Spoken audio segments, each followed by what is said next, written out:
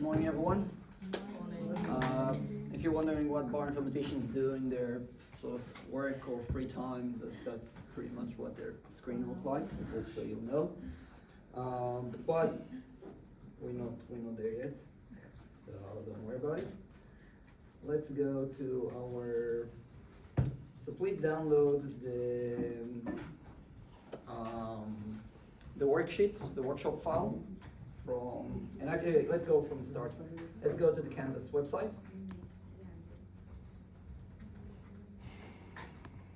Which is another, it's not called Canvas.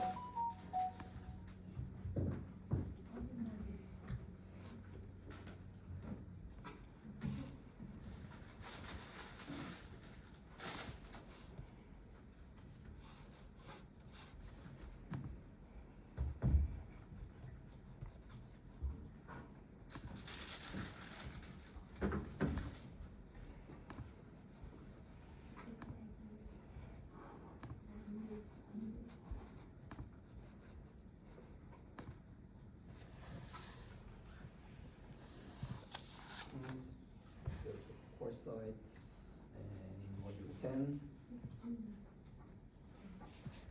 So there's a couple of things that I want you to download. So if you go to module 10, to the actual genome variation, week 11.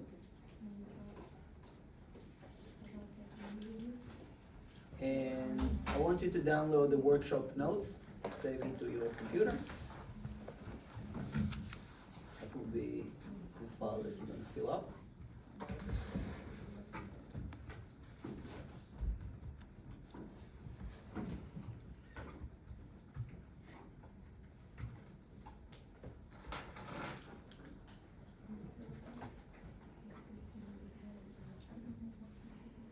Now below that you'll see there's supporting resources.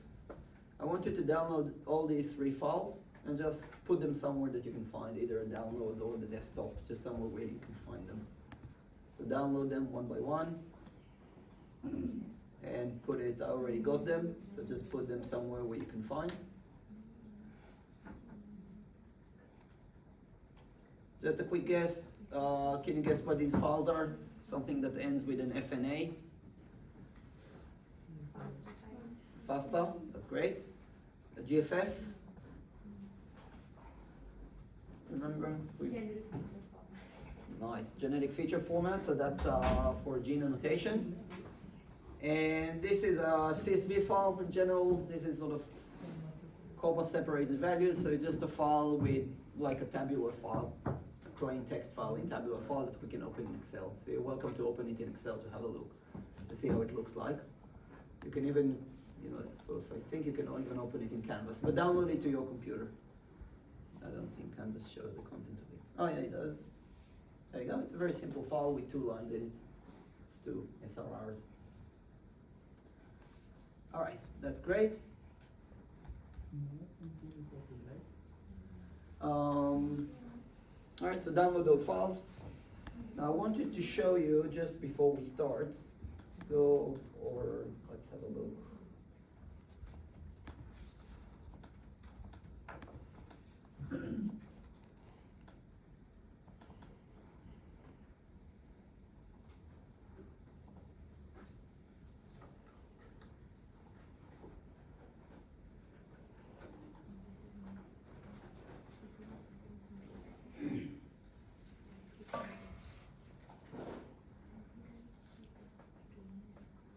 That's a good one.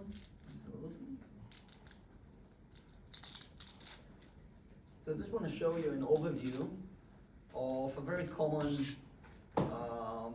variant calling workflow. And it doesn't really matter on which platform you do it. This is a common workflow. In our case, we're going to do it on Galaxy. But this is I think this is a sort of a tutorial. It's nice, pretty good actually. I might save it to do it just on Linux. But in general, we get our sequence reads. So the aim of this workshop, let's put things into context, it's written as well at the top, is to call variants, all right, so identify genomic variants from 2 strains of SARS-CoV-2, which is the virus that's responsible for COVID. And we do it from next generation sequencing data. So that's the workflow, that's what we're going to do this workshop. So this is the workflow. So we get our sequence reads in FASTQ format. We do some quality control, exactly like we did last week. Still in FASTQ format. We then align them to the reference genome. We didn't do that previously because we did at the end after we assembled the genome. And then we get files in SAM or BAM format. Then we're cleaning up the alignment files, we're removing duplicates, we're making some adjustments. There's several processes in those alignment files, make them ready for variant calling. And then we're going to call the variant with tools that does exactly that. They look at the alignment at each position and determine whether there's a true variant there or whether they're just sequence errors or artifacts and things like that. And we'll do another step where we annotate those variants. So we determine whether the variants are in a gene region, whether in the coding sequences, whether they change the coding sequence, and so on. All right, so that's what we're going to go through overall. So let's start by going to Galaxy. So just like last week, go to use galaxy.org.au, start with, and make sure you're logged on. Again, if you use your laptop, it will log in automatically. If you're using the university computers, you'll need to click on login or register, use the login with AAF, choose Griffith University, and use your credentials.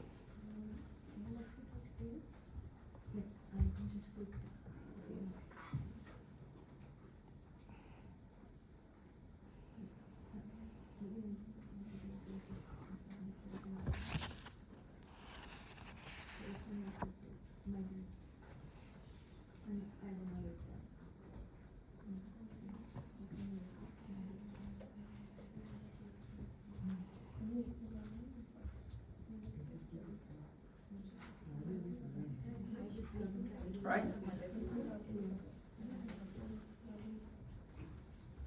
After you've logged in, go to that workshop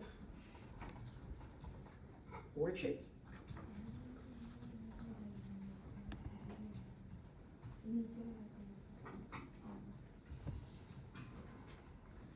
And follow the link. Let's see here.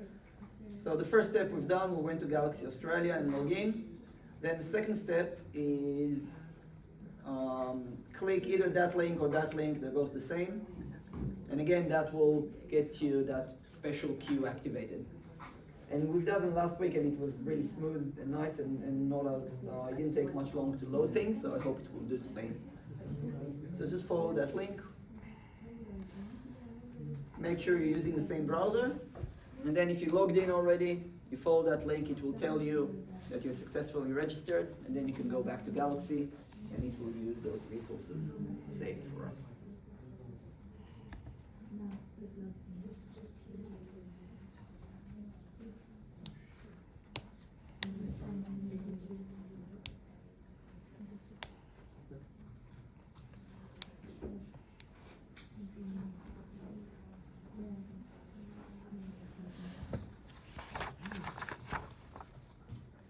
Now you'll see by default it will load whatever previous history you used, and for most of you it's going to be the chloroplast genome assembly that we've done last week.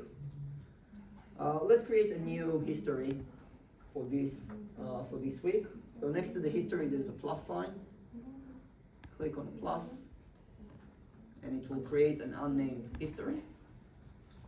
And then let's rename it and call it SARS-CoV-2 variant calling, or just call it variant calling, whatever. It's just a name for you, so you'll know to be able to come back to this history.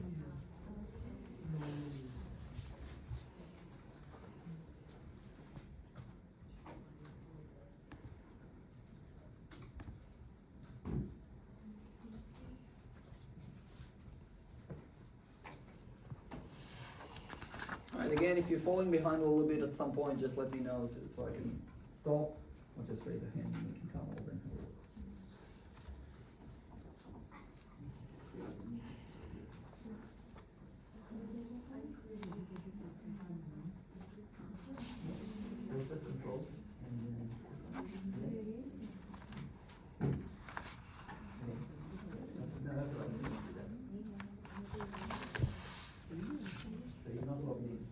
just log in. So unless you're not using like close it, that's what I was doing. Copy this, and paste it in Chrome. Because you're using Chrome.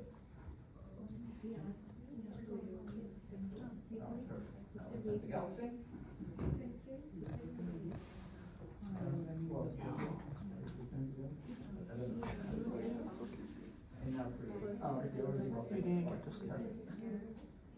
All right.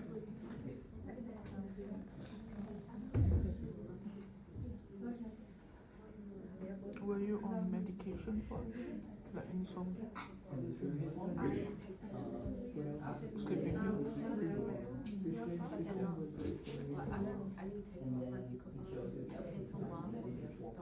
Yeah, it was a great question, by the way. Someone asked me, how do I get back to my previous history? If you haven't finished it last week, or if you want to go double check. So there is this button here, switch history. And if you click on it, it will show you all the available histories that you have. And you can jump into any one of them.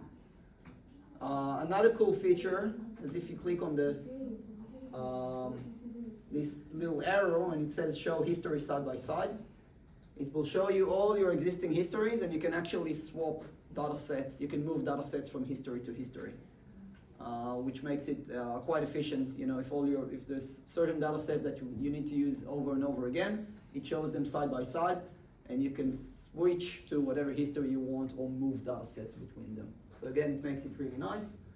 I'll just stay back in my current history, so you just go back to the home, and it will take me back to my current history.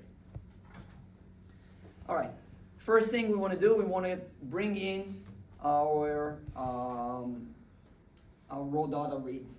And to do that, please open that variant analysis tutorial.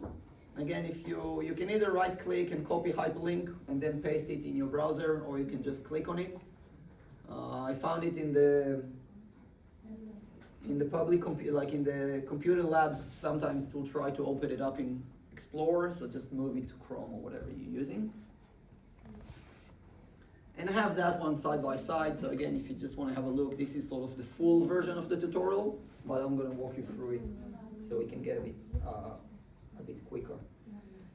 So what we want to do, we want to go directly to step number 3, retrieve selected sequencing data from the SRA.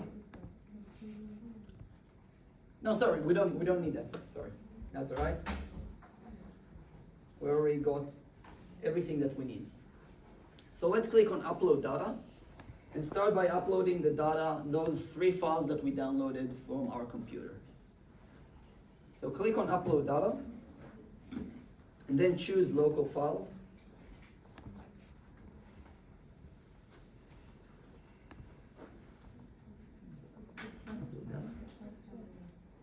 All right, and then choose local files.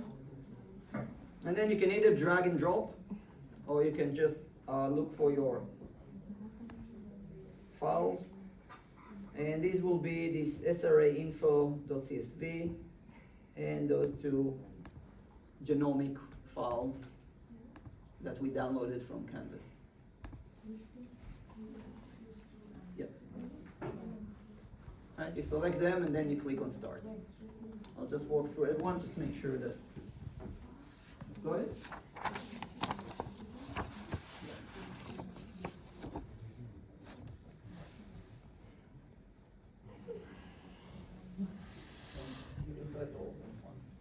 Control. Yep.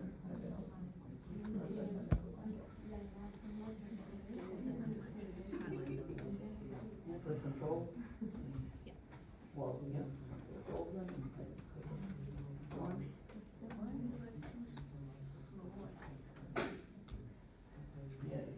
Yeah, that's right. Can you click on start? Yeah. One key, okay, last week.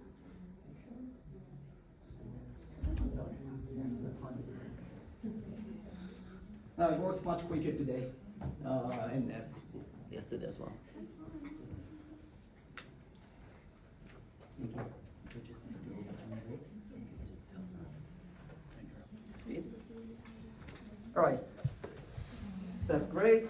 Now let's close this one. And let's search for a tool that's called Faster. So just type Faster. Does it download?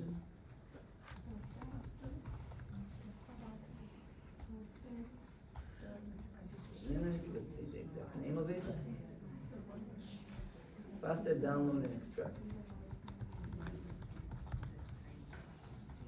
So Faster download.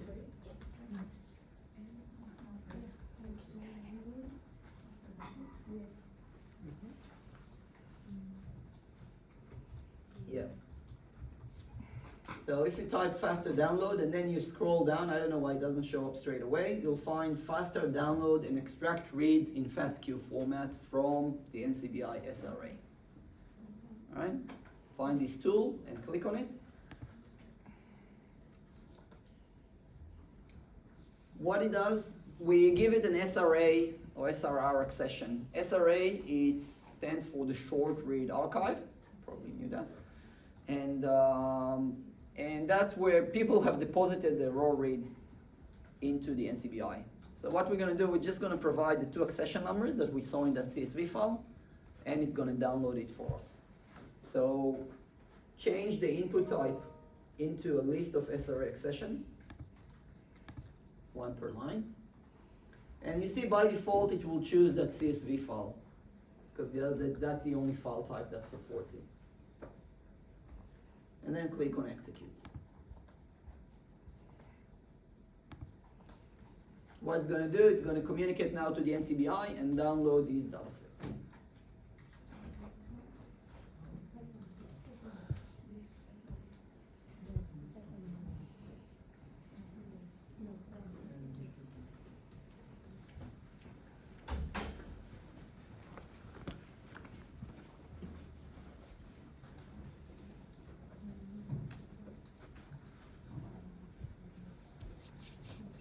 Now while this is loading, I just want to introduce to you to sort of a new type of data set or structure of data in Galaxy, which is called a data set collection.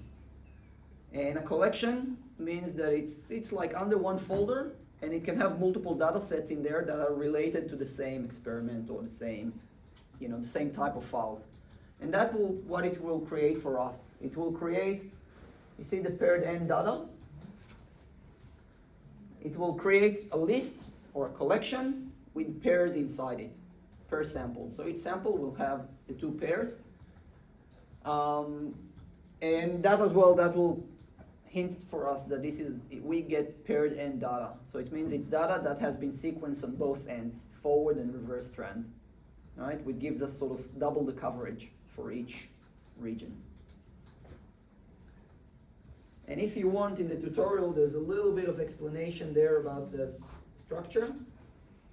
So if I'll click on retrieve selected sequences from the SRA,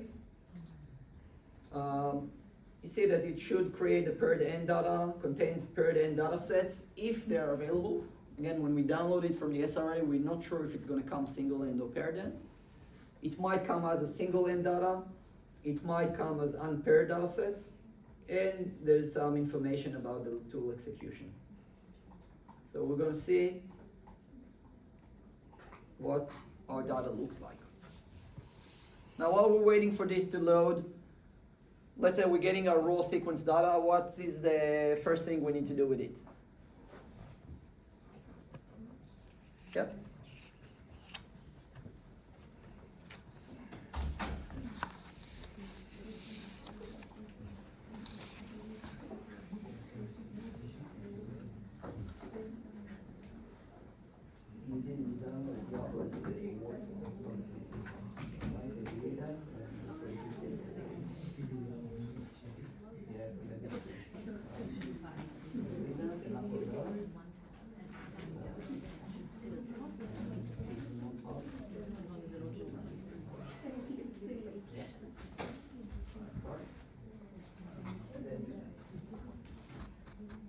All right, so what is the first thing we need to do with with raw reads file, with sequence data. All right, assess the quality, that's right. So assess the quality, trim any adapters, trim any low quality reads and so on. Make sure that it's nice and suitable for us. Do you remember which tools we used to do that last week? FastQC and FastP. There's the two. FastP was doing the trimming and giving us some quality measurement, and FastQC just looking at the. All right, there you go. Mine is finished. So just have a look at the content, and you can see that my other data has 0 data sets in it, so it's empty. The single end data has 0 data sets in it, it's empty. And my paired end data has 2 pairs in it. And if I open it up, you see I've got the 2 accession numbers, so 2 samples, and each one of them will have a forward and reverse. So again, it's very typical for paired end data, that we get the forward reads and the reverse reads per sample. And the way it is being organized like that, it helps us because a lot of the tools, they expect us to give them paired end data. So in that way, we just give them this sample, and we don't even need to tell which one is the forward read, which one is the reverse read. Galaxy will know that automatically. So let's run FastP.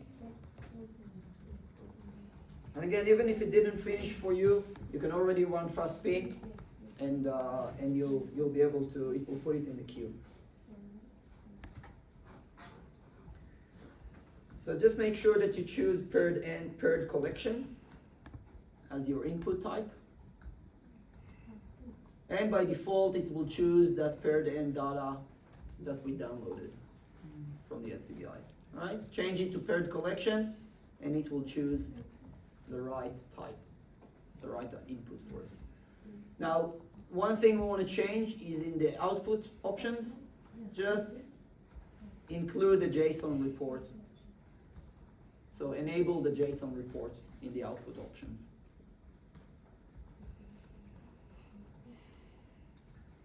Right? And then you can click on execute. Now let's do FastQC for the same data set.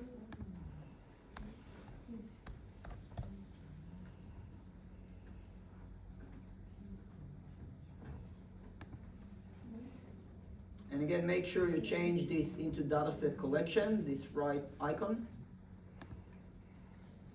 And by default, well, actually this time it let us choose, we need to choose whether we want to assess the quality before trimming or after trimming. Before. Yeah, let's assess this after trimming. Let's see what sort of the data that we're getting that's ready for downstream. Well, no, let's assess it before trimming, all right? So just the original paired end data.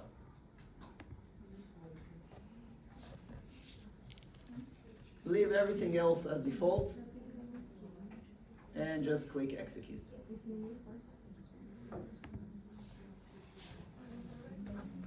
Sorry?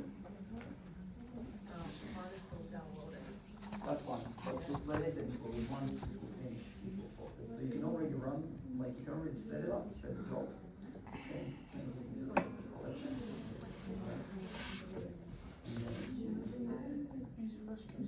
Yeah, it's the number 4, the last one. Yeah. Execute. Yeah, there you go. Start. All right, again, if you're stuck on anything, let us know. There you go.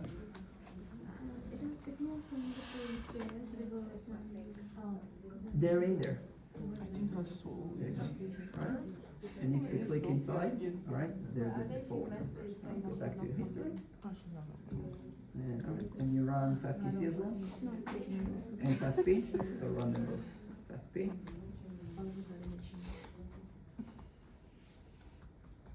And then change it into the paired collection. No, paired collection. At the end of the day, I got it. Excellent. And now just change the output options to JSON. Yeah, and execute. And now run FastQC as well.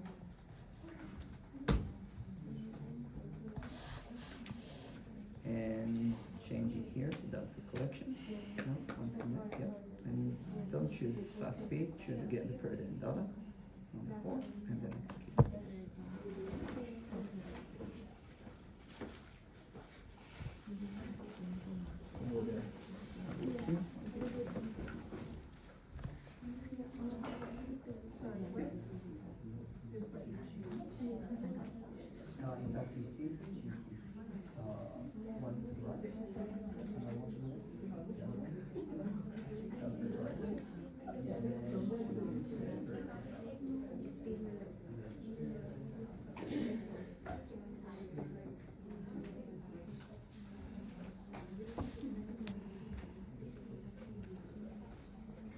All right.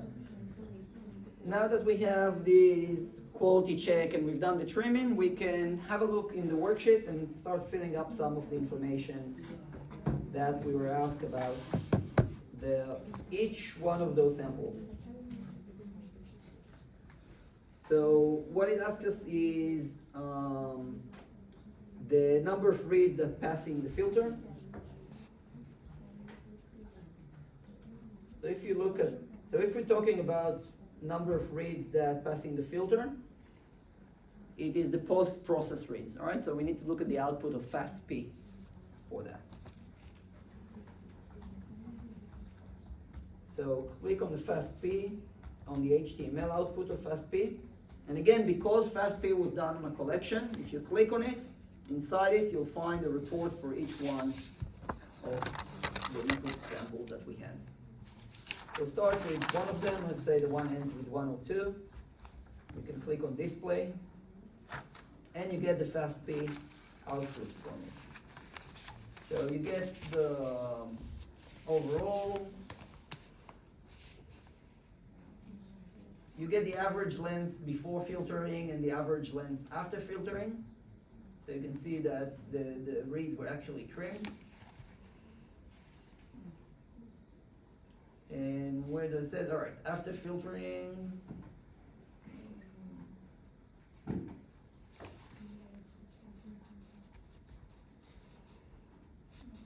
all right, reads past filters. You see at the bottom, filtering results.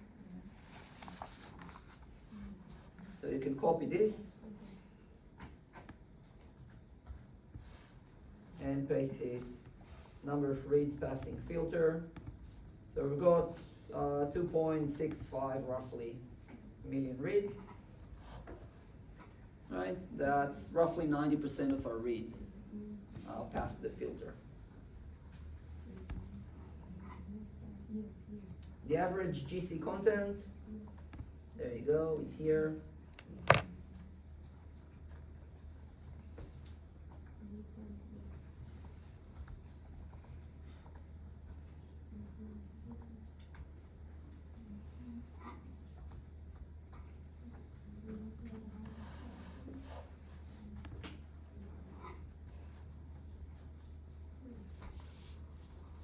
And the read length, instead of the range, just do it before and after filter.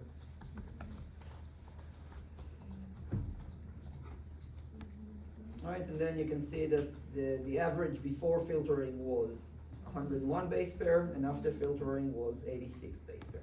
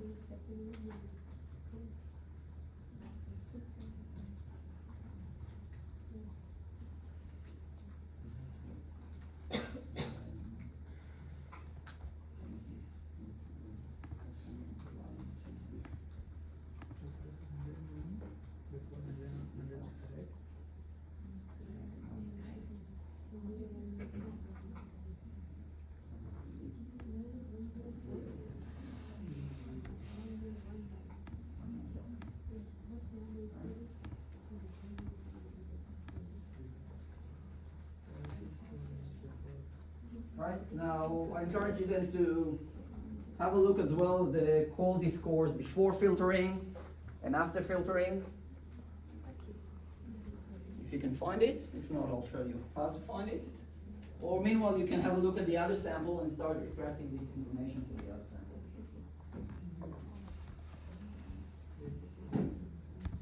Yeah, I've seen it before as well. No, that one's fine. That one's good too.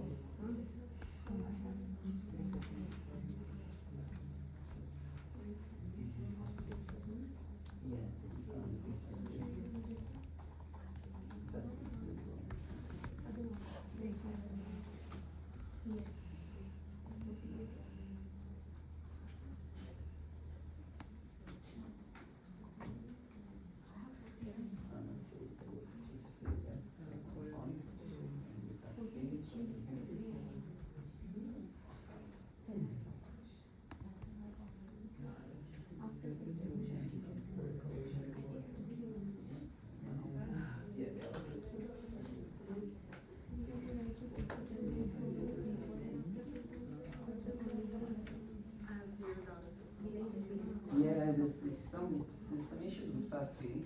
Seems like in some cases it comes up with them. Just double check, scroll down.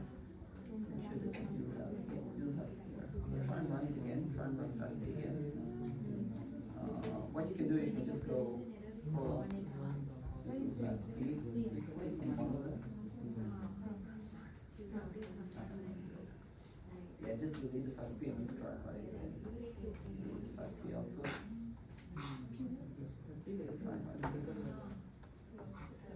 Credit collection.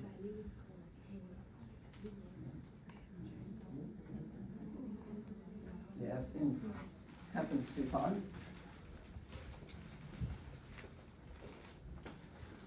Alright, let's see where we can find the quality scores.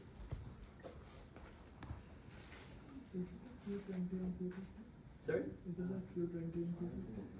The Q20 tells us like how many bases pass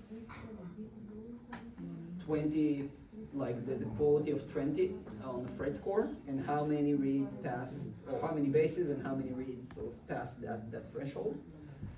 The distribution of qualities, there you go, we can have a look at the quality here. This is per base quality, but the black one is the average. So if we look at the quality, and this is before filtering, read 1, before filtering, read 1. So if you have a look at the before filtering quality graph, it actually tells us the graph per individual nucleotide per base, but if you follow the black line, that shows us the average. And we can see it tops up at like 36.25, and the bottom is 30.1, or 31.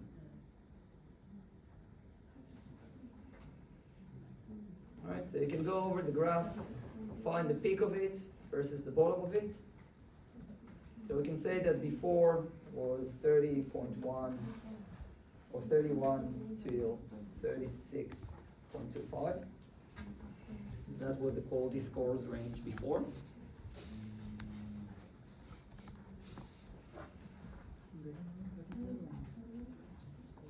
And if you scroll down, or have a look at, so this is the other read. Again, it's a similar range. And let's scroll down to after filtering. So after filtering, we get a maximum, similar maximum, all right? We can't really improve from that maximum, so 36.32. But our minimum now is 34.5. 4846.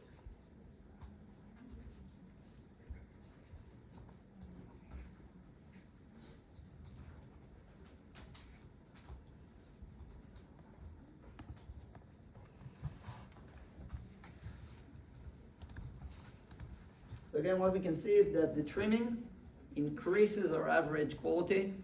It removes low quality bases, overall increasing the quality of reads that we have, but also trimming them.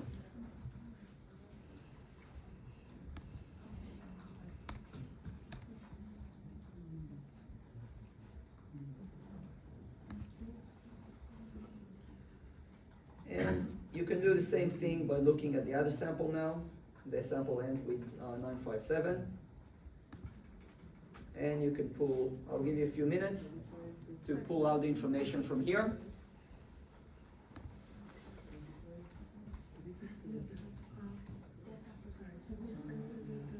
And I'll just make sure that everyone are on the same page.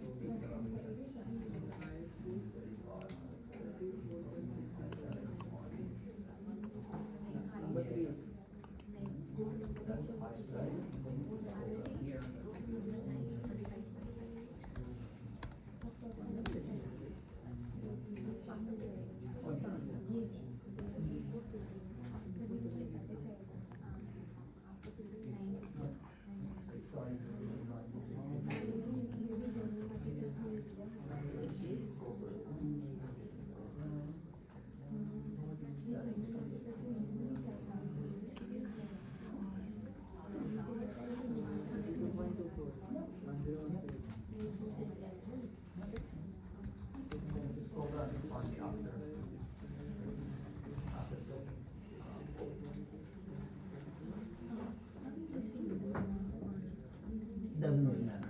Yes. Usually they're pretty similar. Yeah.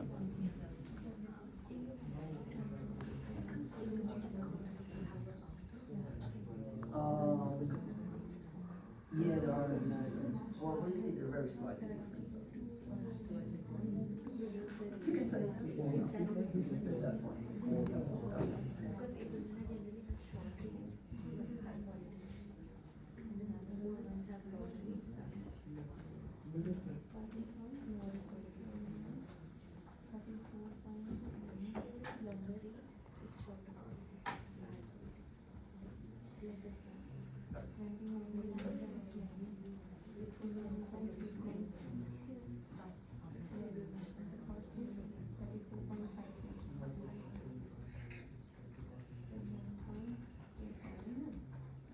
Alright, I'm just gonna go over just the first bit of finding how many reads we had. Reads passing the filter.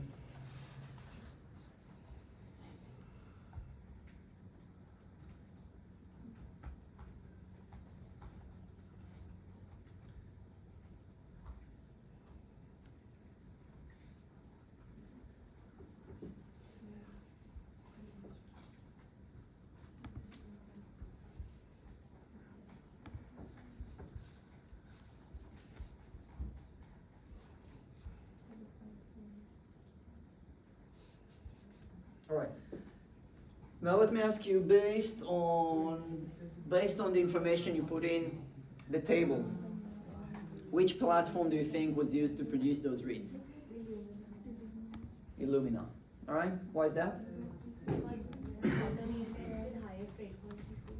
Yes, because they're short read length. You know, they're around 100 base pair with high thread scores, so it's very typical for Illumina data. And also, if we look, you know, the mean length, like the average is 100. You know, they're all very consistent in size.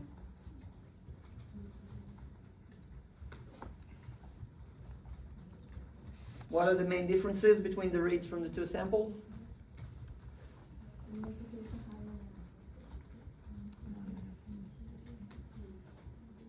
Just if you compare the table.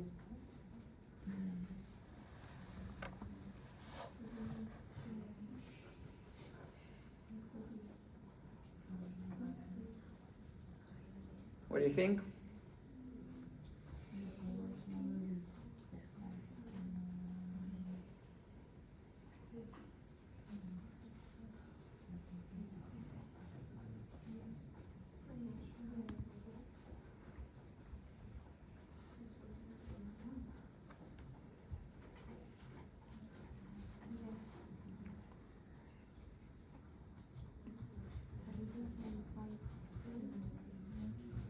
If you just compare the qualities, where do you think was better quality?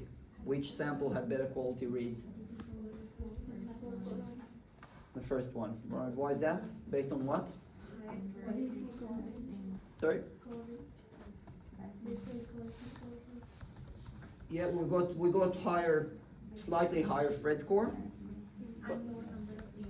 and more number of reads passing the filter. A much higher proportion of the reads passing the filter. So we got like 90% of the reads were passing the filter from the first sample, but only 67% of them passing the filter from the second sample. And also the numbers, we got 5 times more samples, more reads in the first sample. All right, so these are the main differences. So again, very important when we get our data, have a look at it and trying to understand what's the quality of it. If it seems like good quality, what are the quality scores, and how much read we lose when we trim for quality and adapters and so on.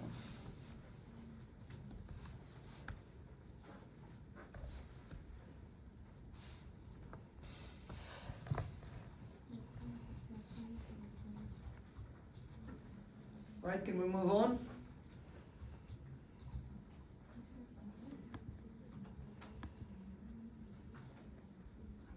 Yes? No? Yeah. All right, so we've passed, again, if we have a look at that overview.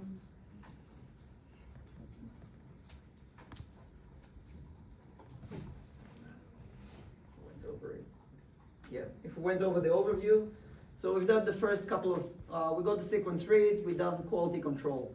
Next step, we want to align it to a reference genome.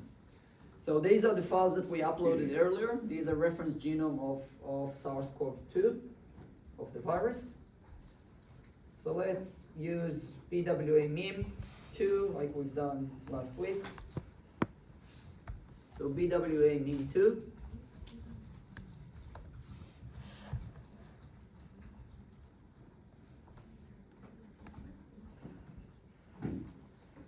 And to choose a reference genome rather than a built-in genome, we change it into a genome from history. And by default, it will choose the only FASTA file that's currently available in our history. We need to specify that our data comes in a paired collection. So change it into a paired collection. And again, by default, it will choose the output of FASTP. So these are the reads we want to use. We want to use the reads that already been trimmed to remove any bad quality ones. So we want to use whatever came out of FASTP. We can provide additional information if we want, but let's just leave it as is. Just make sure that we're running in simple Illumina mode. As we said, our reads come from Illumina, so we want to run it in Illumina mode. Alright, so again, make sure that you change to a genome from the history, and it will automatically choose your reference genome. Change it into a paired collection, and it should automatically choose your FASTP on collection. And then just make sure you're in simple Illumina mode, and then you can execute. Again, the nice thing about the collection, it will execute the same job for both samples.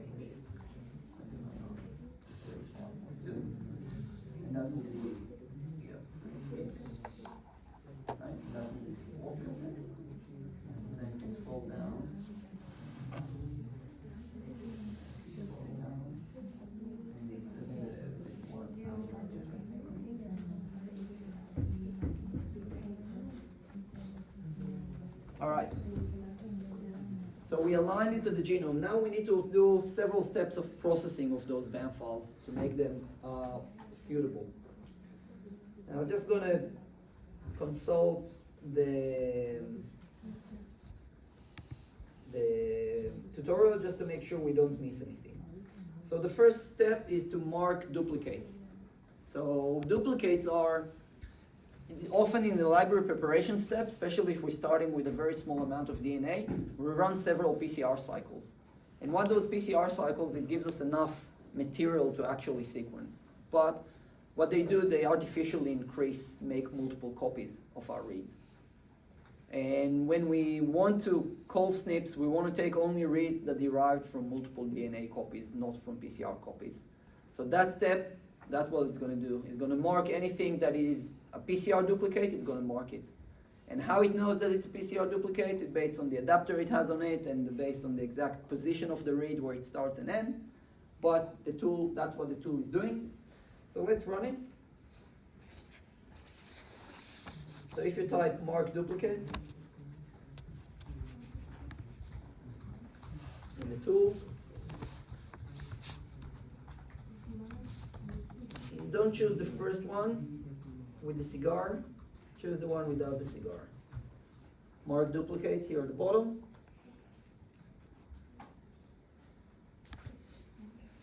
And the same thing, choose dataset collection and choose the output of BWA min. All right, that's everything we need.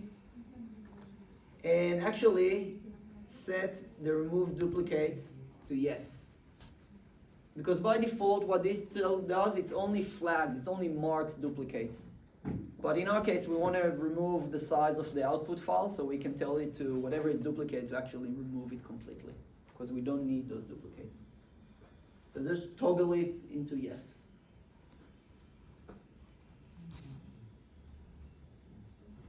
And then you can click on execute. All right, so I'll just repeat again. We choose a dataset collection, and it should by default choose our BWA meme output because that's the only alignment files that we have available at the moment.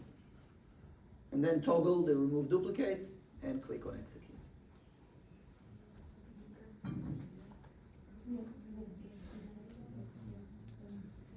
Yes. Why didn't we remove the duplicates in the third class genome?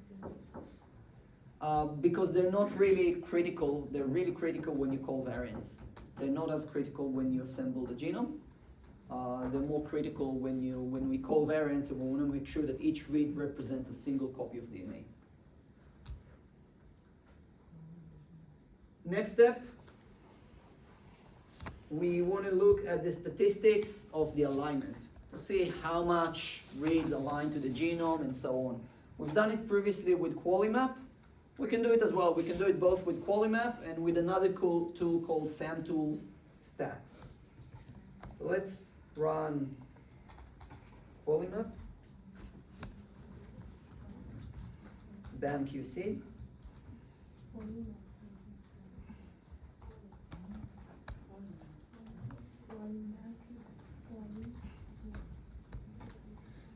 Again, we change it into a dataset collection. And let's choose the output of marked duplicates.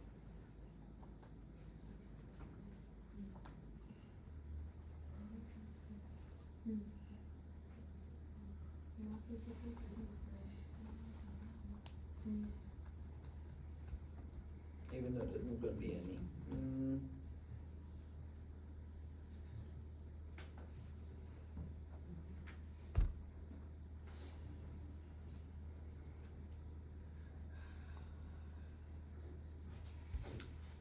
Yep, so just a minute before you run that, the QualiMap, let's run it on the BWA meme output, not on the marked duplicates output.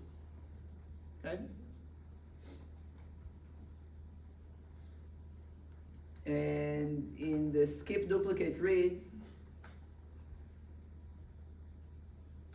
uncheck the reads flagged as duplicates in input and check the duplicates detected by QualiMap. All right, so just flip the checkboxes here. And again, choose as input your BWA meme alignment. And when you're done, click execute.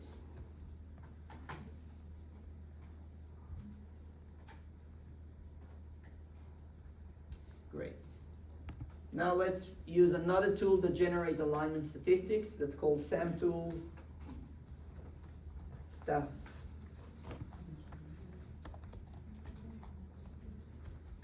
And it should show up here at the top. Generate statistics for BAM datasets.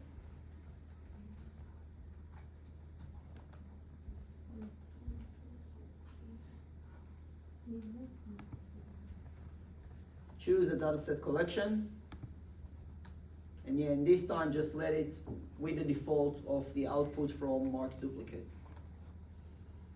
And leave everything else as is, and click on execute.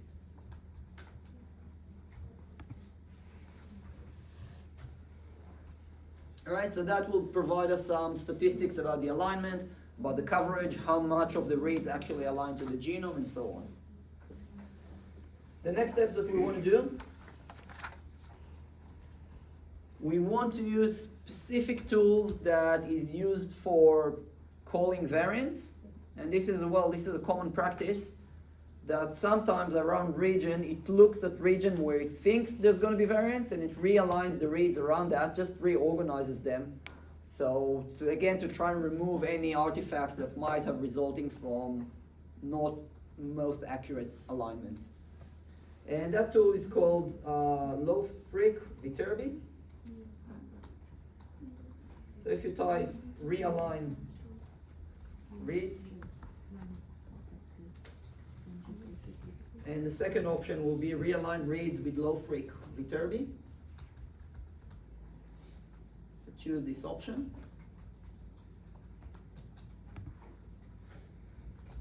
Again, change it into dataset collection and choose the output of marked duplicates. Now the source of the reference genome, we need to change it to our history, and it will automatically choose our reference genome. And you can leave everything else as is. We don't need any advanced options. I'll just double check that. Yep.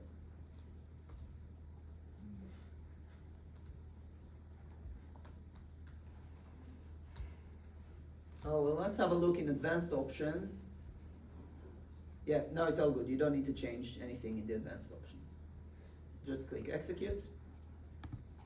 Just know that this tool, it says at the bottom, not suitable, not recommended for non-Illumina data. All right, so we've got Illumina data, it's all fine.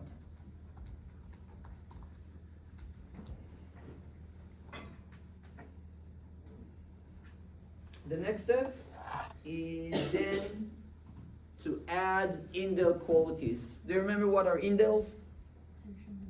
Insertions, deletions. All right, so these are regions where, based on the alignment, we think that there has been an insertion compared to the reference genome, or deletion compared to the reference genome. And again, these are quite challenging to accurately detect, because sometimes they can be derived from lack of coverage.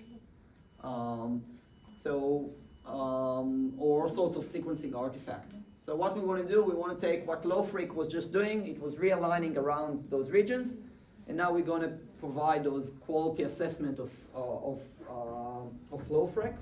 So the variant caller will be able to handle those. So let's go and type insert indel qualities.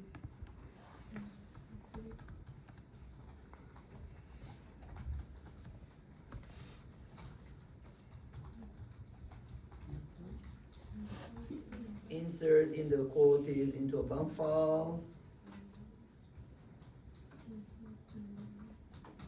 Yep.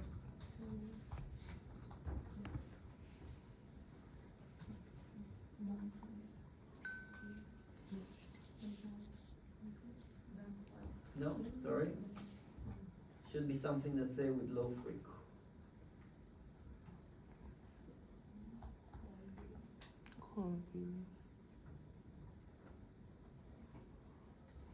No, that's fine. That's perfect. Just the insert in the qualities. Change it into a dataset collection. And again, by default, it will choose our most recent BAM file. So we'll just leave it with the default. Change the indel calculation approach into dindel. And I don't know what exactly it does. I'm just following the tutorial there. And the source of the reference genome will choose the history and provide it, again, by default, it will populate with our reference genome. All right, and then we execute. And these are all the preparation steps we need to do on our alignment file. So mark duplicates, do recalibration around variant or predicted variant size, and then readjusting those quality scores or mapping quality scores. Now we can move on to the actual variant call.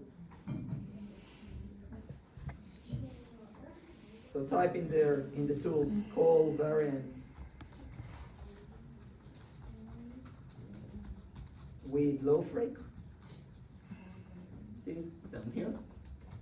And you can say there's also different tools for calling variants. There's Snippy, which is useful for bacterial samples or viruses, VARScan, there's FreeBIOS, there's all sorts of tools. In this case, we're using low freq, which is nice and quick. Again, our input, we change it into a dataset collection and choose our most recent dataset. The reference genome, we change into the history and it will choose a reference genome. The type of variants we want to call. Now, for some reason, it doesn't call it SNPs, it calls it SNVs. Short nucleotide, small nucleotide variations, but choose SNVs and indels, but it's the same meaning as SNPs. In the variant calling parameters, change it to configure the settings, and what we're going to do, we're going to apply some a bit more stricter criteria to remove any low quality variant calls to make sure that we have really high confidence SNPs. So the minimal coverage, they recommend to put 50, but I would put 20. So the minimal coverage means how many reads we need to support a variant call. Now 50 is quite a lot. Usually when I call, I use 10. If say 10 reads might be enough for me, but 20, you know, it's a good number. Please note that there's also coverage cap. You don't want too many reads either, because if you've got too many reads, it might suggest there's some issues with that region, because it doesn't make sense that you have 100,000 reads matching a region, unless it's a highly repetitive region or something like that. So often we've got a top cap as well. Now the minimum base quality, the recommendations are to make it 30. So we want a minimum of 30, Phred score of 30. And again, based on our quality of the reads and how we trim them, that should take most of our bases. It shouldn't discard too many reads and too many bases, because most of them are above 30. And if we'll scroll down to the base alignment quality, minimum mapping quality, let's make it 20. So again, this is based on a Phred score. So I want high mapping quality, anything that wasn't mapped with high confidence, I want to get rid of.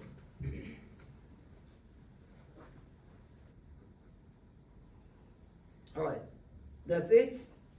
And I'll just cover them all over again. Choosing my most recent BAM data set, choosing my reference genome from the history, a reference genome, choosing to call both SNVs and indels, configure the settings, don't leave it as default, minimal coverage 20, when I scroll down it dropped it, minimum base quality 30, minimum base quality for the alternate bases 30 as well, and then minimum mapping quality of 20. Once we've done all of those, we can click on go down to the bottom and execute.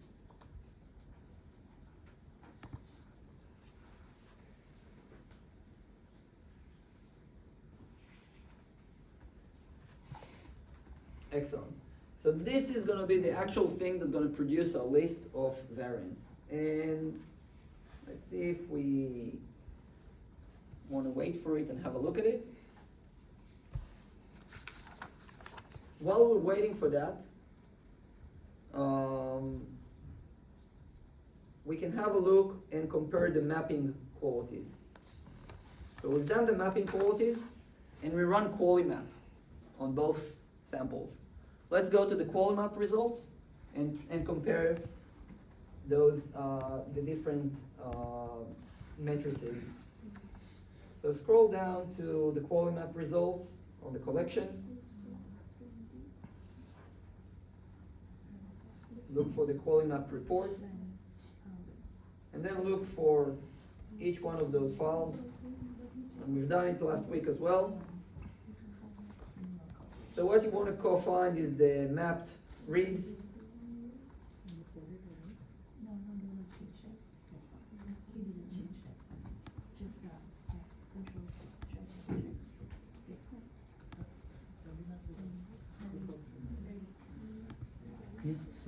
Yeah, 30. 30 here as well. Scroll down. That's fine. Leave that as this. Keep scrolling down. And make that.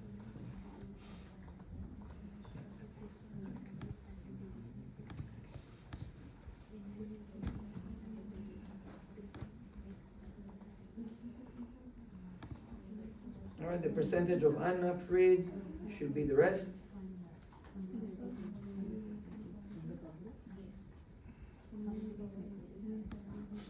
The mean coverage, if you scroll down a little bit, you'll find the coverage.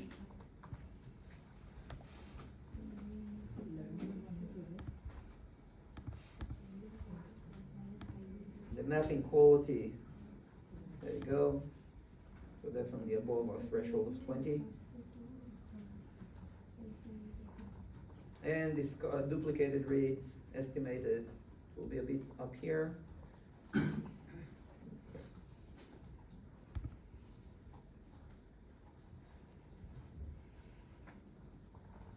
And you can do the same thing for the other sample.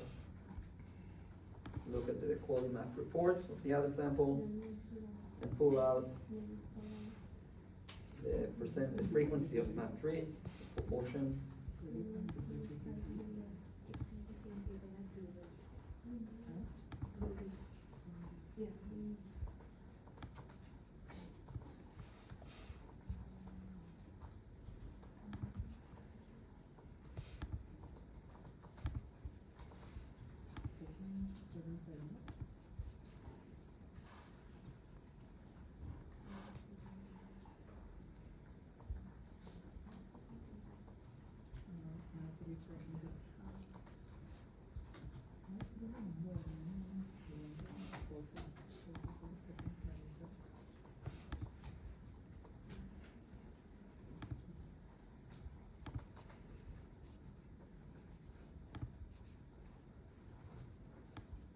I'll let you a few minutes to fill it up.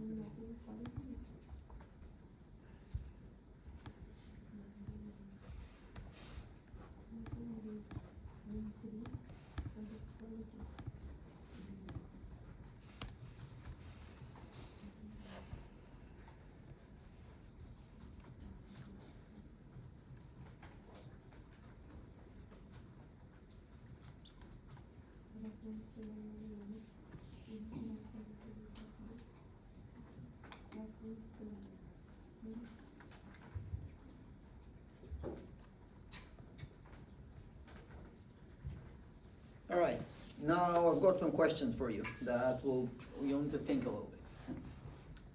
First of all, just compare the number of map reads between the two samples. Which sample had more reads actually mapped to the reference genome? The second one that actually contributed a lot less reads and lower quality, but still we had better mapping rates. Now have a look at the mapping rate for the first sample, the 102 sample. What do you think? Is it a good mapping rate or a low mapping rate?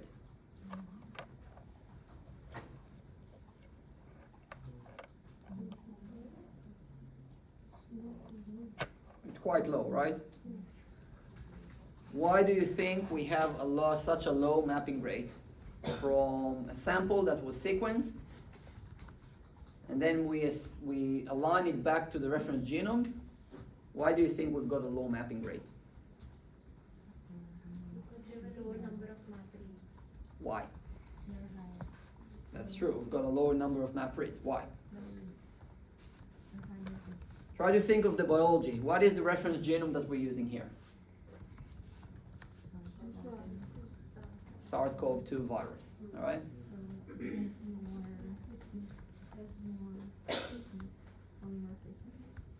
No, it's not about polymorphism. Polymorphism will still have, like SNPs will still have a good mapping rate, but it will be more differences. It means that our reads came from a completely different source. Why is that? All right, that's a good, all right. What is the host? Human, all right. So my interpretation of this is that this sample came from a clinical sample, from a patient that had COVID-19, and they took a sample from it, whether it's a swab or whether it was whether it was actually a biopsy, and they sequenced it. And the majority, 95% of the reads were actually human. That's why they don't map back to the viral genome. And only 5% were actually virus. How can I confirm this hypothesis? This.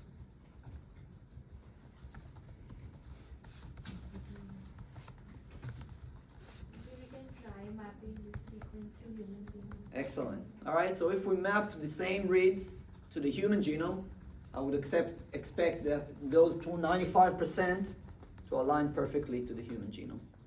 And if I would do that, it will give me a confirmation. All right? So it's really important to know where our sample is coming from. All right? It's not enough to get sequencing files. We need to think about what was the experiment, what was the actual biological samples that were sequenced to make sense. If it doesn't make sense, there might be an issue. So if I were collecting plant samples or human samples, and I sequence them and align them to the reference genome, and I got 5% read mapping, I said there's a problem there. And I want to investigate where the other 95%, where they came. And I had something like that. I was sending fungal samples, and I only got really low mapping rates. And then I looked it up what are the other reads, and I found that I had really serious bacterial infection. So actually the majority of the sample that I sent was actually bacterial DNA rather than fungal DNA, and I had to discard those samples. So it's really important to double check those figures. That's why we're doing that. That's why we're doing the QC. That's why we're double checking the alignment rates. And also we want to make sure that the coverage is enough on our genome. Now in case of a virus, it's a very small genome. It's a 30,000 base per genome. So having just 125 or just over 100,000 reads is enough to give me, this type of coverage. Over 50 times coverage is probably enough to call SNPs. But if the coverage was 20 or anything below 50, I would probably need to rethink whether I can use this data to call SNPs. All right, I need to have enough reads covering the genome. Again, depends what I'm trying to do. But to call SNPs, I need at least 50 times coverage across the genome to accurately call SNPs. All right. So again, very important to have a look at those statistics to assess whether the data that we generated or that we got is suitable for what we're trying to do with it. All right.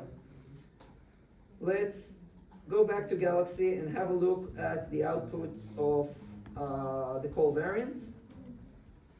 And as we can see, we got the two samples.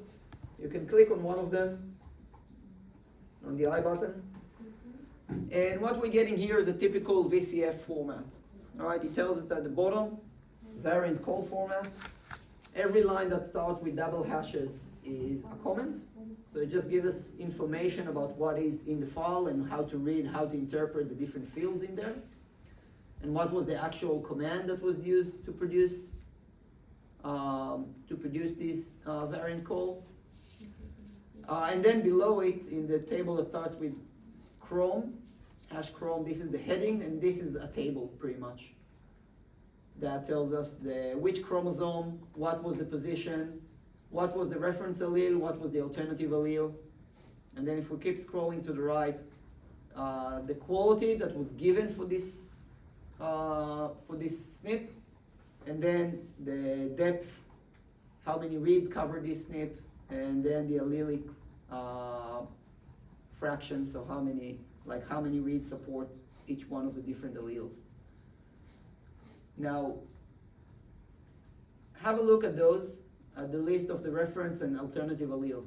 How can we look at that and determine which one of these is a SNP versus an indel?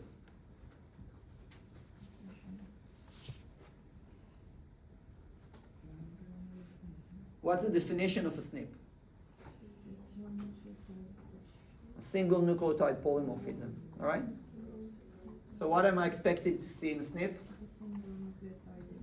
A single nucleotide, both the reference and the alternative. So it's just a single nucleotide that changed into a different single nucleotide. If I had longer reference allele and shorter alternative allele, what will I call this?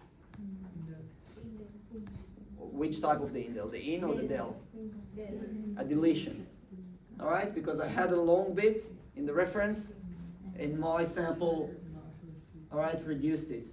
If I'll scroll down and I'll look for the opposite, I don't know if I have examples for those. Oh, there you go. All right, this example, that's example for an insertion. All right, my reference only had one nucleotide and my alternative had 3 nucleotides. So there's 2 nucleotides being added. All right, so I can look at it just based on that and I can determine whether it's a SNP or whether it's insertion deletion.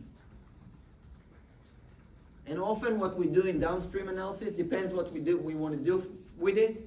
But for instance, for phylogenetics, for population genetic analysis and things like that, we focus only on the SNPs because they're much easier to work with mathematically.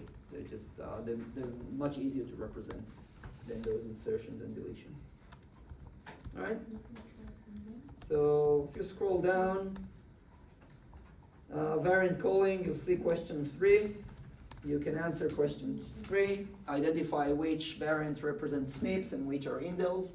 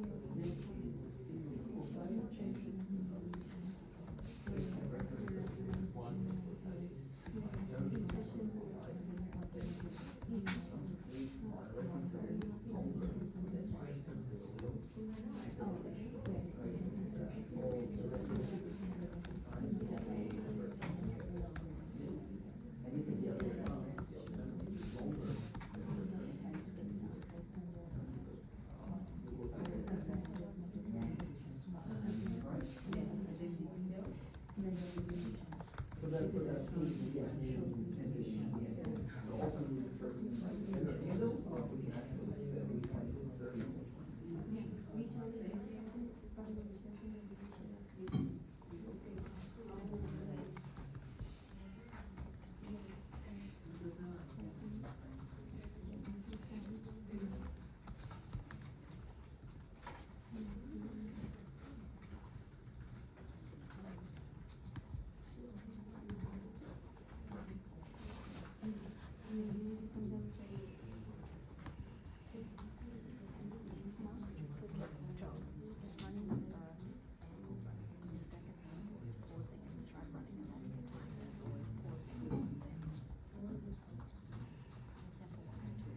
Yeah, this wasn't downloaded properly.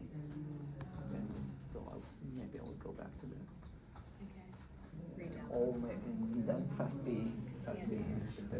Like completing output. Yeah, well, I can skip the step and just move back and forth without the more duplicates. Not a big deal. Potentially we can mark duplicates with another tool. There's another tool to mark duplicates, but I would just skip that and just keep going on without the mark duplicates for now.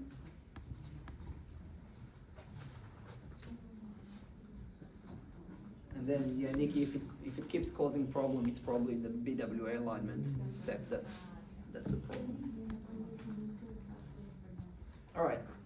Now what we want to do, we have a list of SNPs, but as you can see, it's a big list. It's really hard to interpret where they're based on the genome, just based on that tabular. So we want to summarize it, and we want to be able to visualize it. So the next step we want to do, we want to use to annotate those SNPs, to try and annotate the effect of the SNPs on actual genes. So let's run a tool that's called SNPF, which stands for SNP effect.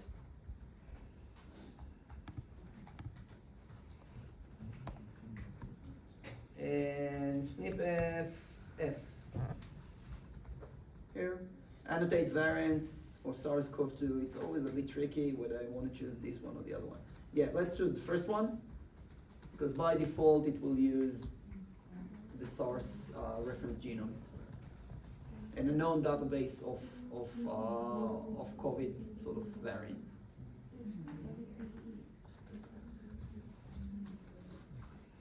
Our sequence, this case, just know that it chooses the wrong file for us. It chooses the GFF file, and we want to change it into dataset collection, and now it will choose the right one, the call variants on collection 78. Right? So choose it, change it into dataset collection.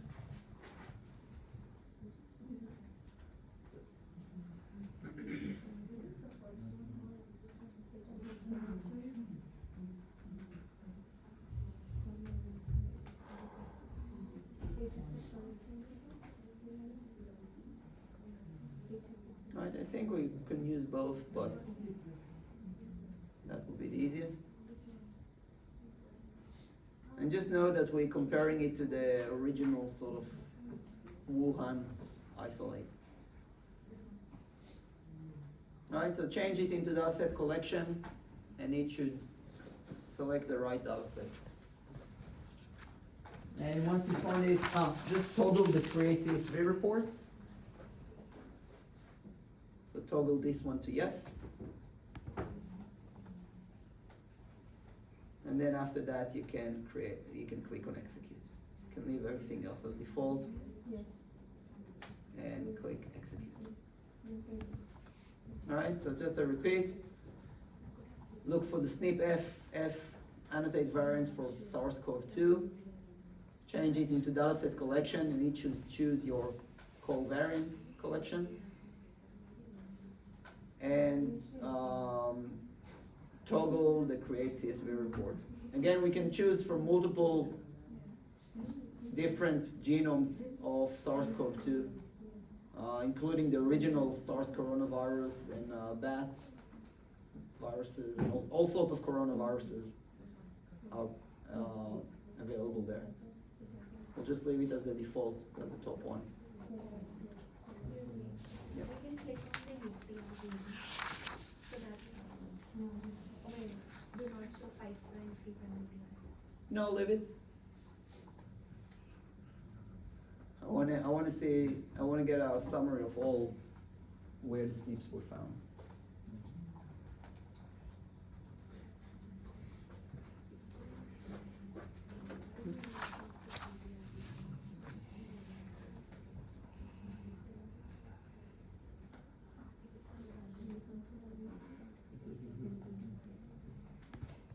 All right, and the last thing we want to do, we want to summarize those variants as a table.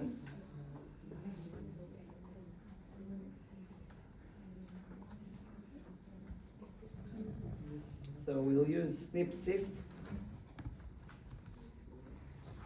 extract fields.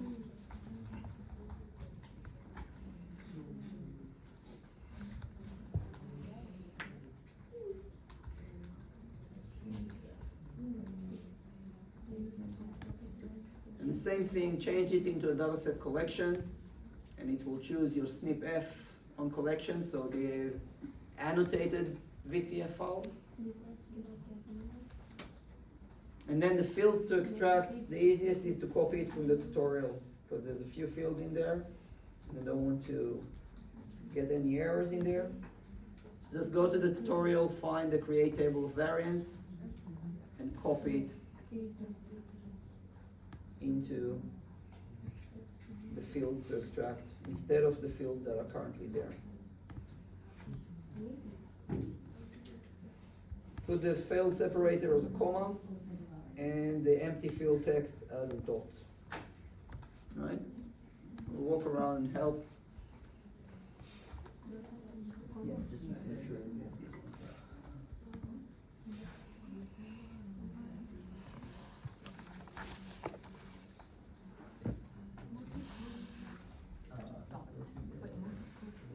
No, multiple is comma, the empty is dot.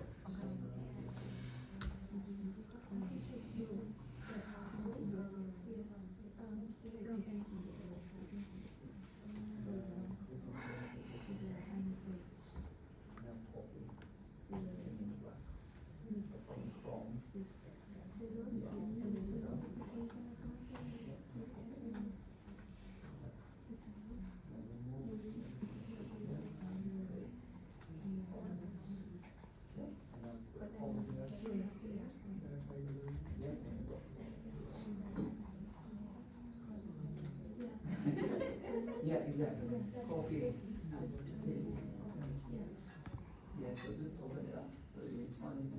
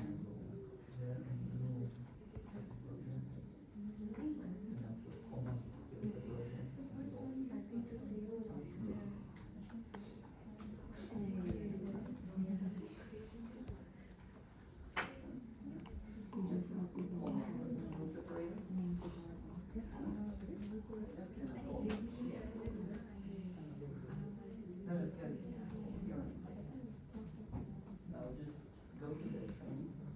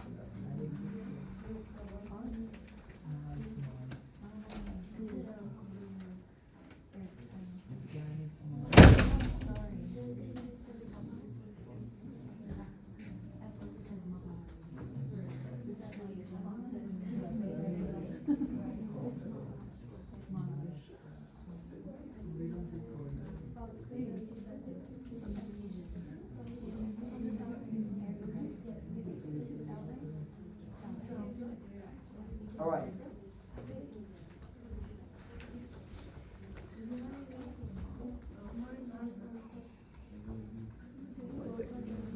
All right.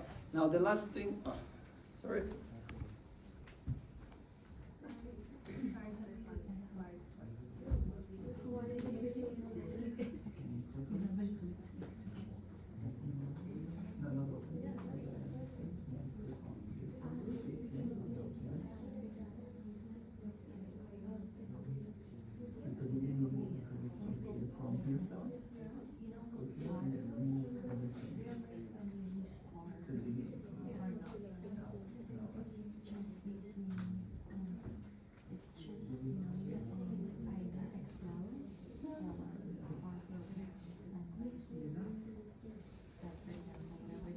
Right, finish it and remove the one that.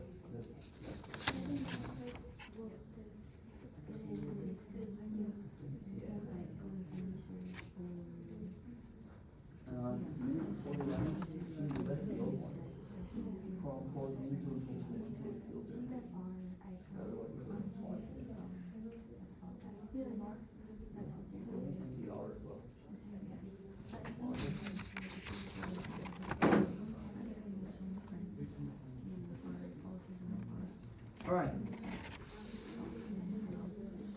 Now what we want to do, we want to summarize everything that we've done so far. And the best tool to summarize those things is multi-QC. All right, so we'll generate a multi-QC report with all the outputs combined together so we can have one place to look at it. So let's type multi-QC. Aggregate results from bioinformatic analysis into a single report. And let's start putting all the results that we've done from the beginning, all right, all the way through. So we've used FastP. So choose FastP as the first tool. Change it into a dataset collection, and you'll have our FastP on collection. All right, so that's the output from FastP. Then insert more results, and let's insert FastQC.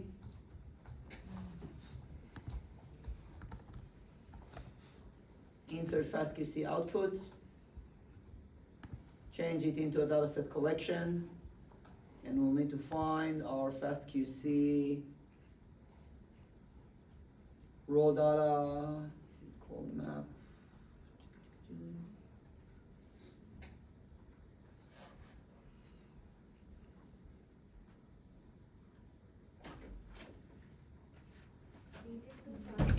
We didn't do FastQC? I'm pretty sure we did. All right, so don't worry about FastQC.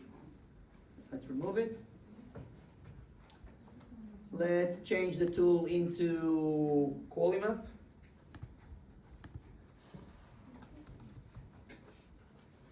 Again, dataset collection, and choose your output from QualiMap, but just make sure you use the raw data for QualiMap rather than the report. Right? Raw data for QualiMap. Excellent. Now we insert more results. This time I'm going to choose Mark Picard.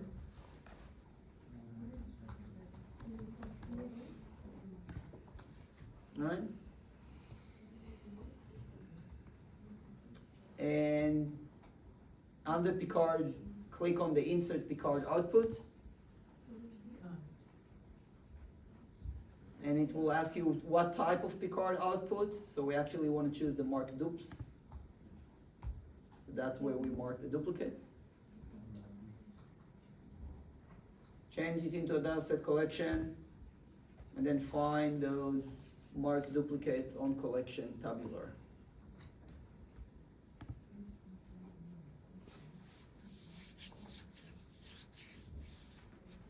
All right? Let's insert more results. This time the tool was SAMTools, the one that generated our alignment statistics. Click on Insert SAMTools Output, and by default it will choose Stats. That will be the first one. So just leave it as stats.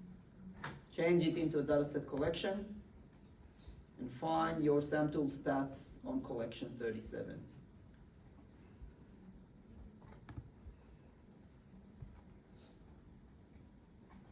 All right, so we've got the marked duplicates, we've got the sample stats. Let's insert more results.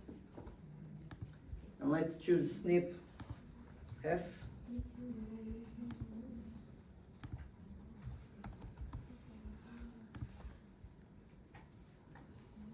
Change it into a multiple dataset or dataset collection.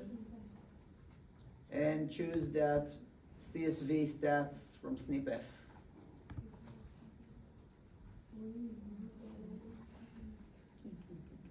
I think that's all the outputs that we want. So again, I'll just go over them from the bottom up. SNP F, and you choose the output of SNP F.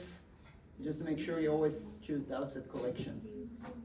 Samples, the type of the output is stats, and we choose the output from sample stats.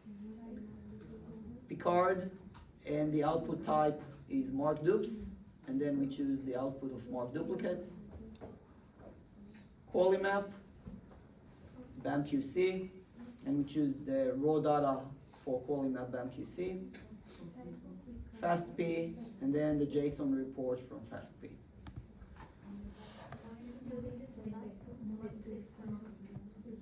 Why using the SNP F?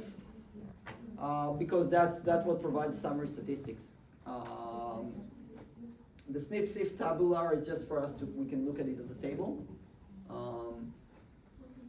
But the CSV file produced by SNP F gives us the statistics. All right? So once we've gone over all of those, we can go down to the very bottom and click execute.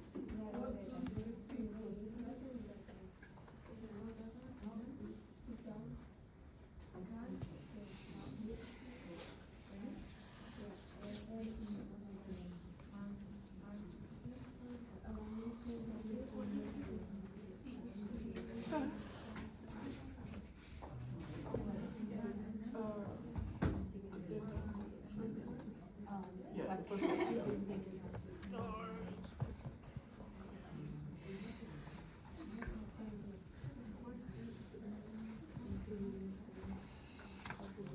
All right, so what we can do now, we can have a look at the reports, and we can compare the number of SNPs. And if you see here, question number 4 is summarize and visualize results. So let's compare where the SNPs were found in the genome for each of the samples. So I'll start with sample number 102. Oh, sorry, not the covariance, I want the multi-QC report.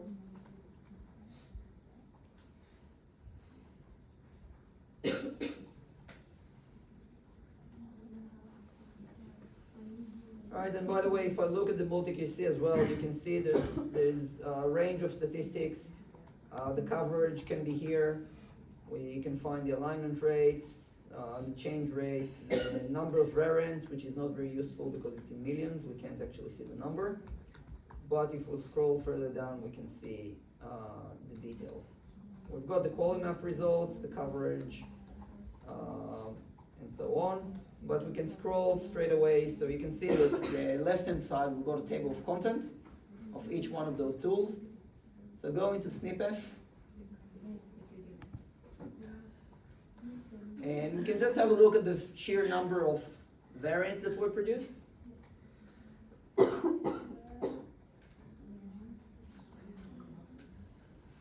And you can see that there's a lot more variants produced, were found from sample 102 versus sample 957. And I just wanted to have a look at the number, the distribution there. For instance, in sample 102, we got 99% of the variants in actually exons, while only less than 1% sits in between genomes. Is it something we would expect, for instance, in human? When we look at variants in human? What do you think?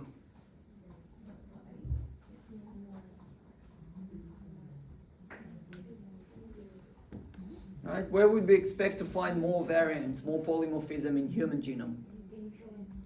In introns, in non-coding region, in between genes, all right? But viral genomes are very, very, very dense. There's very little garbage in them. It's almost everything on the viral genome encodes for a certain gene. It's all functional. There's got tiny genomes that are purely functional. That's everything they are. Viruses are only genomes. That's what they are. There's only DNA in them, RNA. So it's very interesting to compare how, where the SNPs are found in viruses versus, for instance, humans. Have a look at the variants by effect types. So now can we say that the first variant might be from some other virus instead of human? No, but I will get to that, the difference between them. Right, now to answer that table, the difference, like how many missense variants, synonymous variant, and so on, the easiest way to do that, rather than look for the information, is just to hover on top of it and take a screenshot.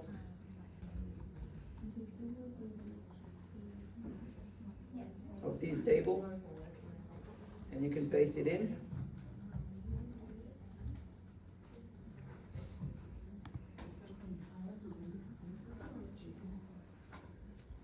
And you can do the same thing for the other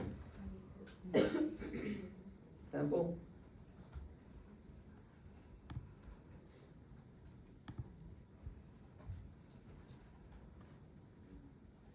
All right, and you'll have them sort of side by side.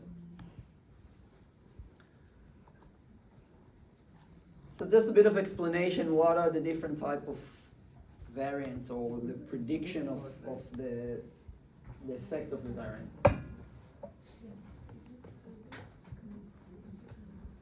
So a missense variant means a variant where the SNP changed the amino acid. All right, it changed the codon and it changed an amino acid. So we've got the majority of actually missense variants.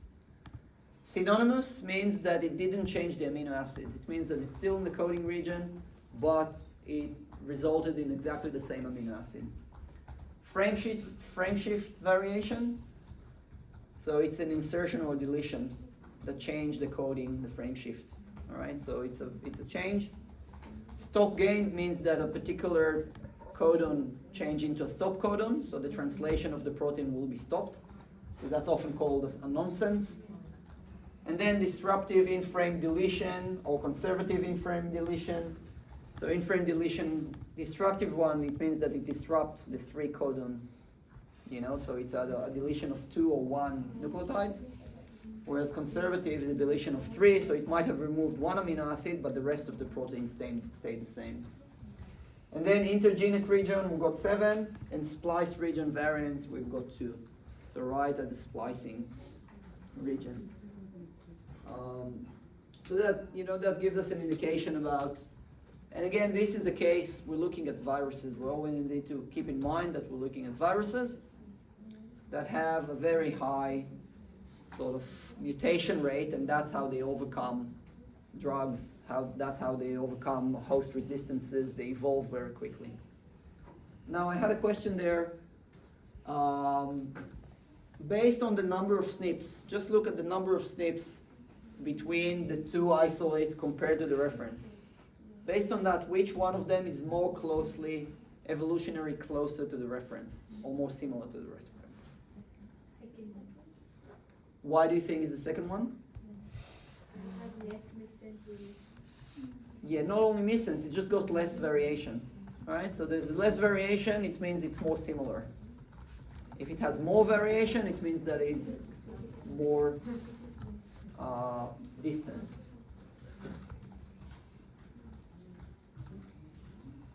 All right, and again, it's a very, very crude sort of look at it, but overall it can tell us, if I'm pretty sure if we look at the phylogeny of each one of those compared to the reference, the second one will cluster closer to the reference just because it has less SNPs, less variation.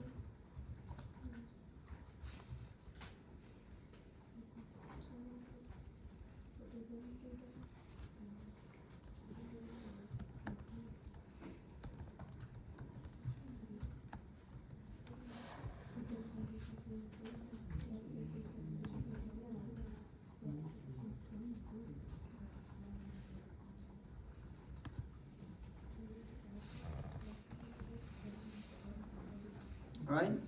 Now let's quickly do the last bit, is to visualize, like we done last week, to visualize it on a genome browser.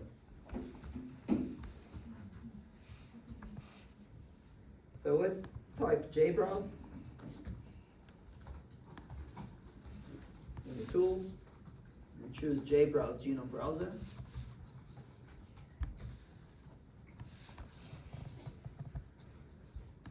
Our reference genome will come from the history, and that was our reference genome. And then we need to add track groups. So insert track group, and the first one, let's call it align variations or variants. And then insert annotation track and change it, the track type, into a VCF SNPs. Change it into dataset collection and choose our SNP-F output. Alright, so again, call the track variants, insert track group, inside it insert a VCF annotation track and choose the output from SNP-F. Now let's create another track group and let's call it alignments.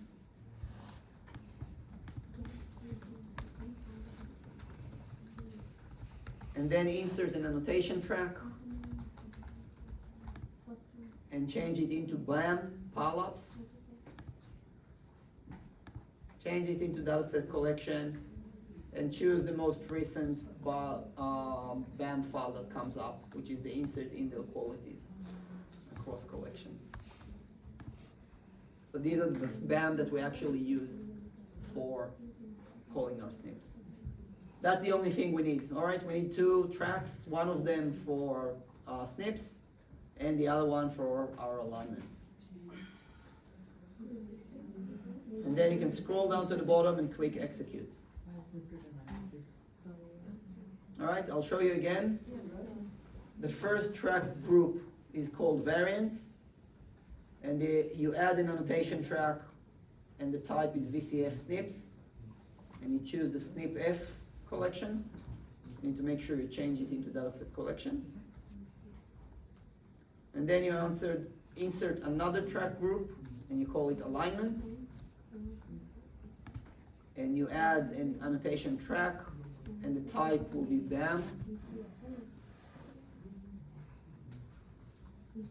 You change it into collection, and you choose the most recent BAM output that we have, which should be the insert indel qualities.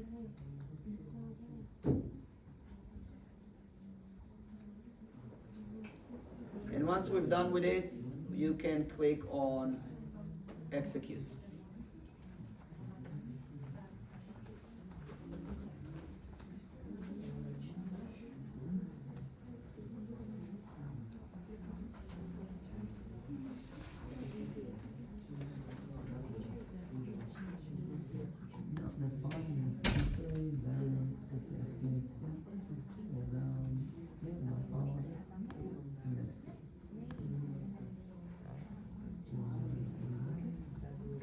Yeah, genome from history.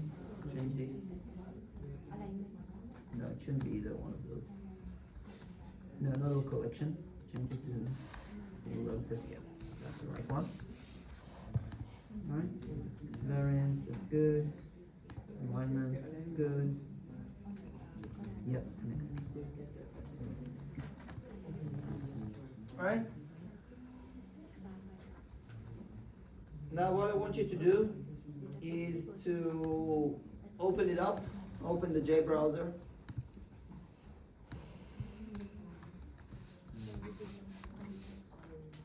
And go to position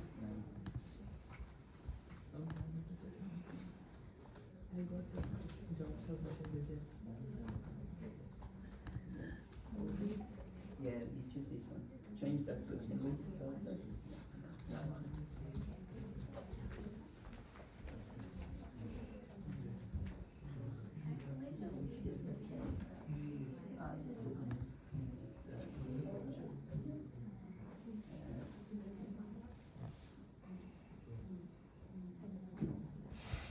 It's just the order that you put in, so you can remove them and then start from the reference.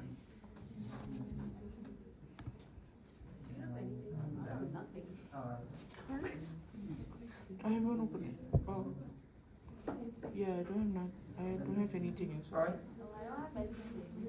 Yeah, you need to zoom in. And you need to check this. Yeah. It's only when you tick them they start showing up. Alright, so by default it will only show you the reference sequence.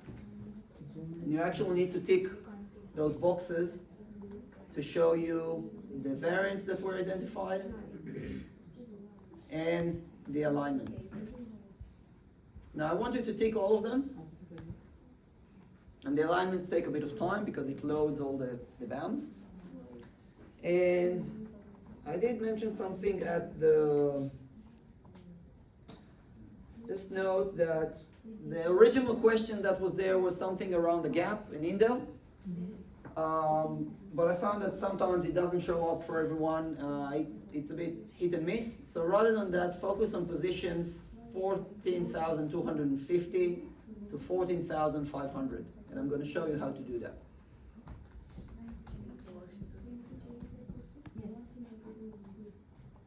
Alright, so I changed the question to position 14,250 to 14,500 to see how a true SNP looks like based on the alignments.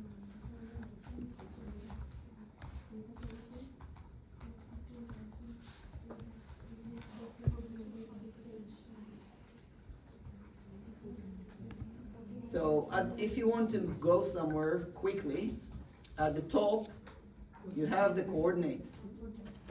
So you have the chromosome, and next to it has this window shows you the coordinates. So if you change these coordinates to 14,250, and then it should be ... 14,500.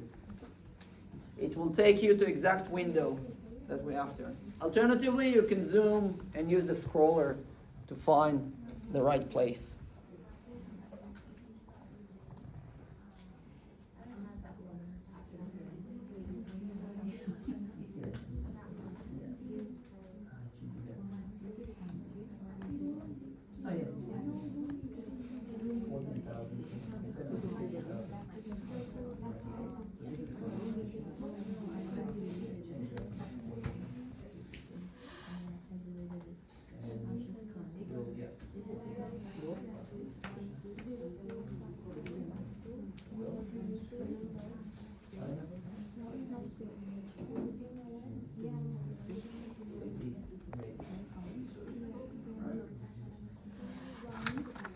So have a look here.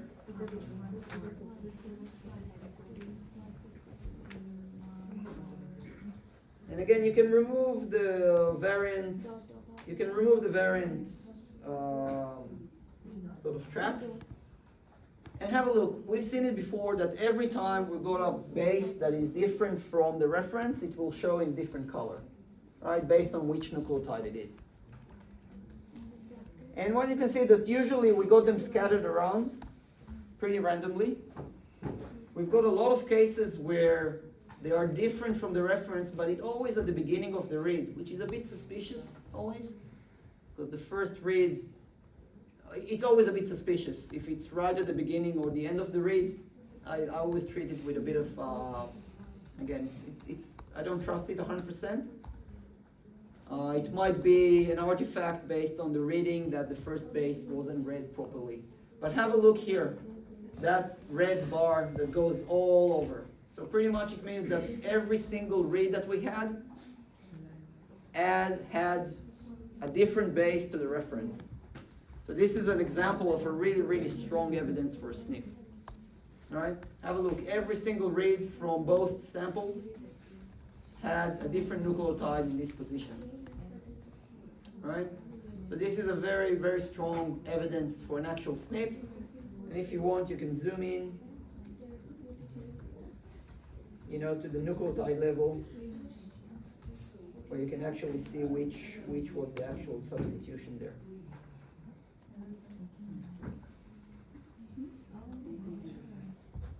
And then what I want you just to take a screenshot of that region with that nice red bar that goes throughout the entire reads, and just put that one in.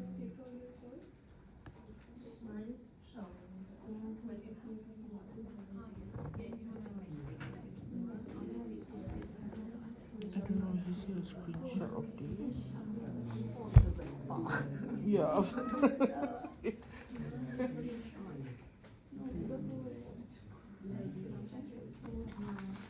It's just zoomed out. And if you want it to be zoomed in, so it's taking a lot of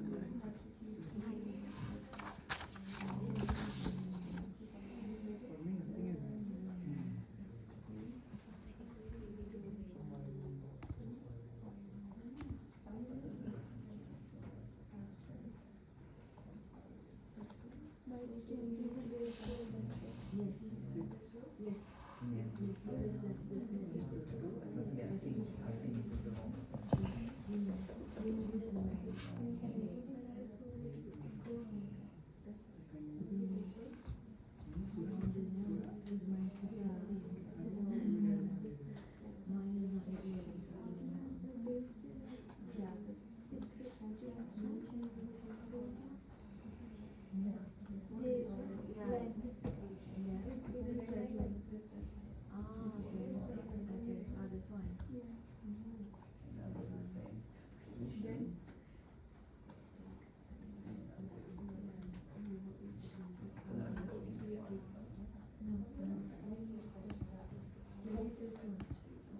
See how,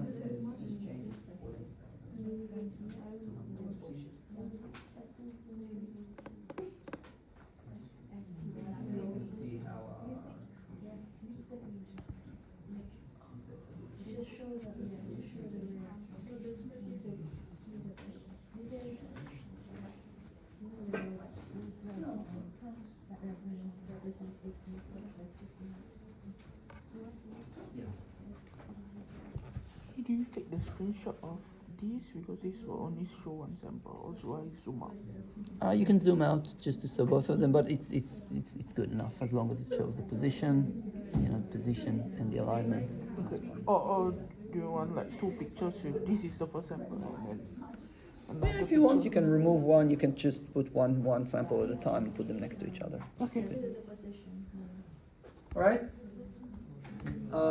That's pretty much it for this week. We're happy to help everyone needs. Another reminder to please do your surveys. I think only people did so far. We really need that information and that feedback from you so we can make the course better.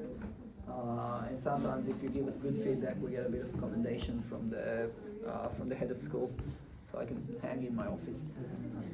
So, but yeah, please do the surveys. We really want to hear from you what we can improve, how we can improve the course, what we can do better, and so on. And something important, next week there's no lecture. All right, we're gonna come up to the workshops, and during the workshop we're gonna go over the final assessment details with you. We can help you out to sort of get started on it. And I really recommend that you take that time, those 2 hours, to just sit and start working on your assessment to have a little bit of a framework, and then you can continue with that at home. All right, thank you.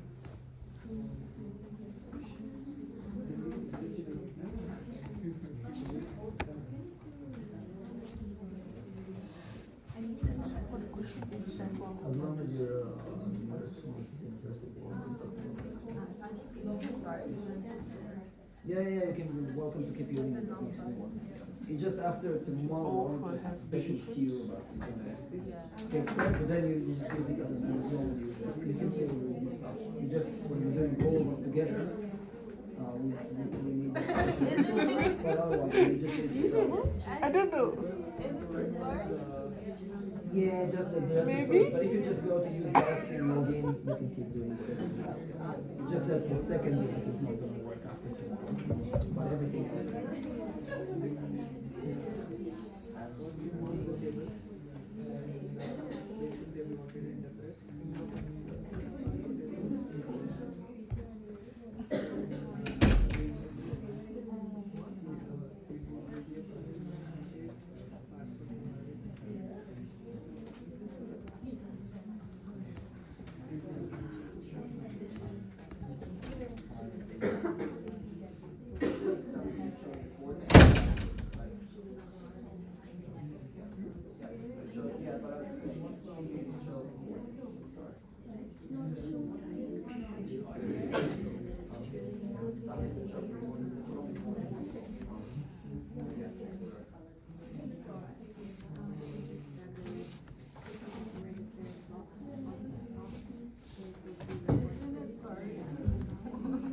I don't know. Should we ask other people?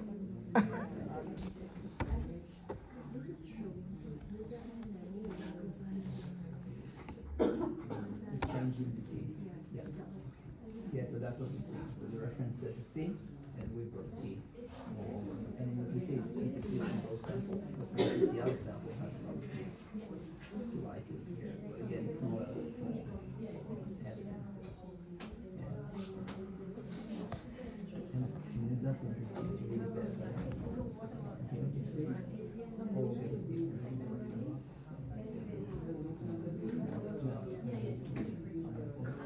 Maybe it's just one click. I'm not sure. I'm not sure what. I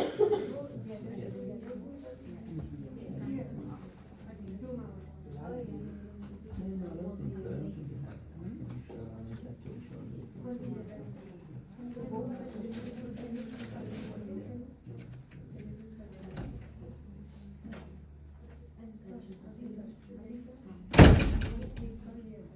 yeah, just like show like the region.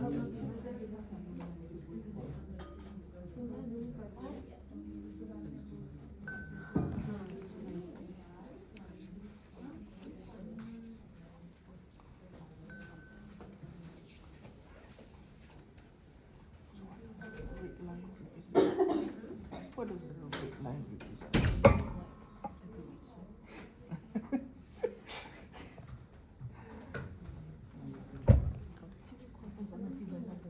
Yeah. Same question. This one, which sample has a solution? Isn't it both? And the red is the solution. Yeah, okay. I don't know that that's the reason.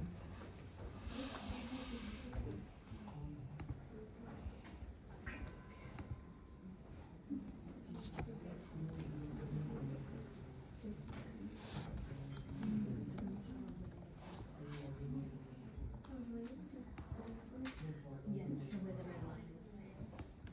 So as long as you take the screenshot and paste it.